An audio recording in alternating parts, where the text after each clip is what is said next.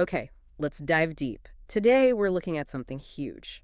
The convergence of quantum computing and artificial intelligence. It feels like the next big shift. Absolutely. You shared some fascinating sources, and they really paint a picture. Quantum isn't just theory anymore. It's becoming practical uh, innovation. Right. And our mission today is to map out why this quantum layer seems essential for, well, the future of the AI economy. It's moving fast. For years, quantum felt like something distant, but the sources show real commercial traction now. There's this central comparison in the material that really caught my eye. Investing in quantum now is like backing cloud infrastructure back in the early 2000s. Exactly that. Think AWS, but maybe even more impactful. That's the core analogy. That is a powerful image. Cloud, fundamentally changed everything. But the sources hint quantum's trajectory might be even steeper, faster maybe. Well, yeah, steeper and faster seem right. The big difference is quantum isn't really waiting for a market to emerge. It's plugging directly into an existing massive demand. You mean AI's demand for more power? Precisely. When cloud started, the business case was a bit speculative, right? Mass virtualization. Now, the need for computational acceleration for AI, it's not just proven, it's frankly desperate. Okay, so that need pulls the adoption curve forward much faster. Dramatically faster. And the tech itself, it's built for efficiency in a way early cloud wasn't necessary. So the core concept, let's nail this down. Quantum computing doesn't replace AI. It elevates it, lifts it up. Elevates is a good word, yeah. So let's unpack that. Why are our current computers, our classical systems, hitting a wall? They're incredibly powerful, but what can quantum do that they just can't? Why is it this missing link for the next wave of AI? It really boils down to the fundamental way they handle information. Classical computing relies on the bit, 0 or 1, on or off. Binary. Yeah. Right.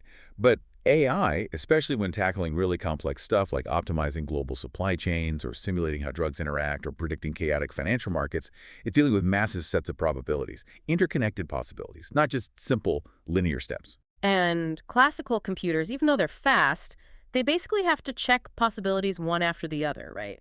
Brute force it, in a way. Exactly. They run into what's called a combinatorial explosion. Just too many options to check sequentially.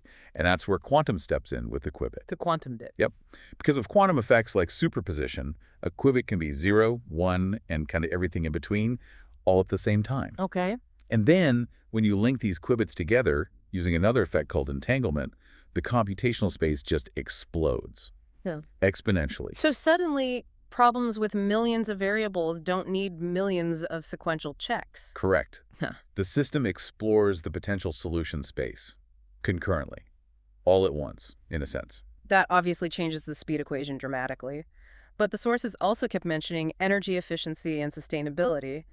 How does more computational power actually reduce the energy footprint? That seems counterintuitive. That's actually one of the most exciting parts. Scaling traditional AI means building these enormous data centers, running constantly, consuming just staggering amounts of power, often for tasks that are, let's be honest, computationally inefficient. Lots of trial and error. A huge amount. Quantum computing, because it can handle optimization and simulation with such speed and precision, it radically cuts down on that wasted computation.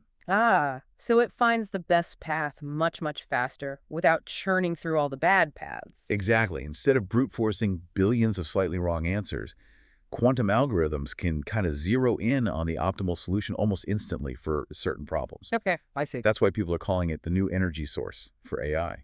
It fuels algorithms that can learn and adapt in real time, but without the massive energy cost we associate with today's supercomputers. It lines up perfectly with, global sustainability goals. This idea of innovation compounding at quantum speed is really exciting. But, you always wonder about the hype. Let's ground this.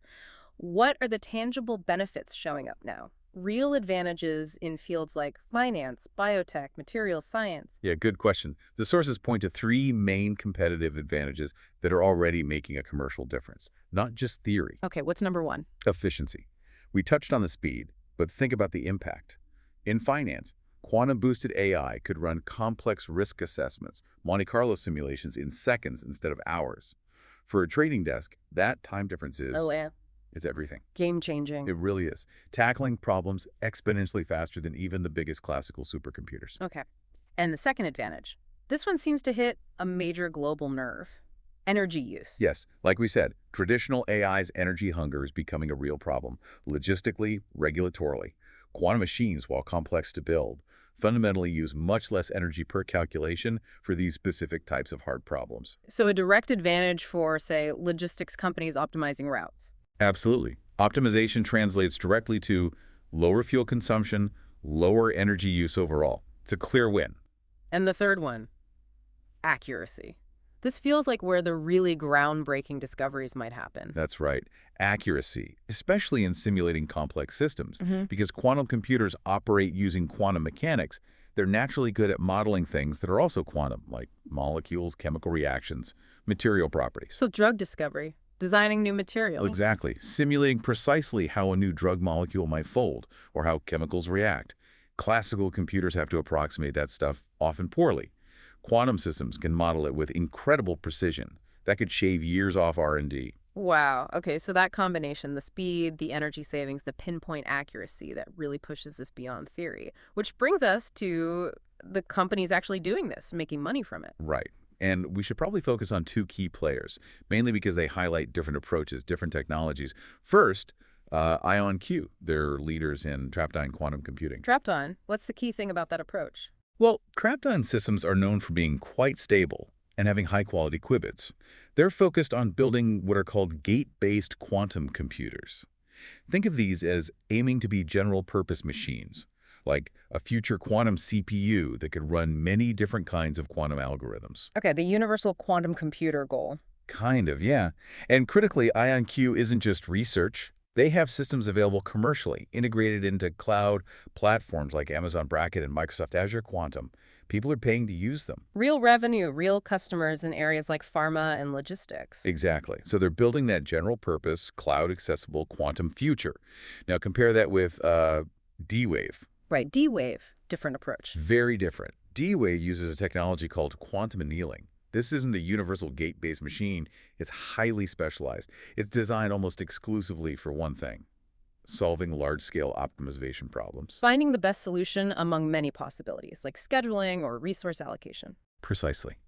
It's built to find the lowest energy state of a problem, which maps perfectly onto those kinds of optimization challenges: material science, logistics, financial modeling. And this leads to that demo mentioned in the Bloomberg piece, the one that really highlights the speed difference. Yes, that's the real aha moment, isn't Got it?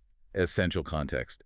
Their CEO, Alan Baratz, showed the D-Wave machine calculating properties of new materials. The task was completed in minutes. Minutes. And the comparison, how long for a classical supercomputer? That's the staggering part. The sources estimate that doing the same task classically would take the world's fastest supercomputer. Something like nearly 1,000,000 years. 1,000,000 years versus minutes. I mean, think about that compression. A problem that's effectively impossible classically becomes solvable, well, instantly in quantum terms. That's not just an advantage, that's a different reality. And it shows up on the balance sheet, right? D-Wave's growth. Absolutely. They reported, what was it, nearly 400% year-over-year growth in gross profit in the first half of 2025. That's commercial validation. Their specialized optimization focus is clearly paying off. So two distinct paths. IonQ with the general-purpose cloud model, D-Wave hyper-focused on optimization, both finding success. Exactly. And of course, they're not alone. We should also mention folks like Rigetti Computing, Quantinuum. They're all part of this emerging ecosystem, building the infrastructure for what people are calling the quantum economy. Okay, so we've covered the what, the how, the who. The big question for anyone listening is probably, why now? Why pay attention, maybe even invest in this now? Well, the market forecasts are certainly one reason. Projections are showing the global quantum computing market hitting over $10 billion by 2030. That's hyper-growth territory. Driven by what? Corporate R&D? Government funding? Both. Plus, the pull from AI demanding more power, as we discussed. But beyond the numbers, it's the strategic positioning. That seems critical. But are there risks? I mean, the hardware is still complex, expensive, not exactly plug and play yet. Oh, absolutely. There are significant hurdles: infrastructure, accessibility, talent pipelines. These are real challenges. But the argument from the sources is that the demand from AI, especially for optimization and simulation, is so intense that it's forcing the issue. Companies feel they have to explore this to stay competitive. It's becoming less optional. Which brings us back to that cloud analogy. Quantum as the next foundational layer. Get in before it's ubiquitous. That's the parallel. Investing now is like getting into cloud before AWS scaled massively, or maybe more recently, like securing GPU capacity before the big AI boom hit. It's about positioning for the next computational shift. So quantum is looking like the strategic frontier for the AI economy, redefining speed, but also sustainability and scale. All three, yeah. Yeah. It seems to be the engine needed for AI to make its next really big leap in capability. It's fascinating. We've really moved from does quantum even work to wow, look how fast it's changing the game. IonQ, D-Wave. Yeah. They're providing the proof. That million-year calculation becoming minutes. That kind of speed up just changes the possibilities fundamentally. So, if quantum plus AI can collapse calculation, times like that, from years down to minutes, Yeah. you have to wonder, right? What huge, previously unsolvable global challenge gets tackled first? Is it sustainable materials, personalized medicine, climate modeling? Which one falls first to this combined power? That really is the multi-billion-dollar question, isn't it? And watching it unfold will be quite something.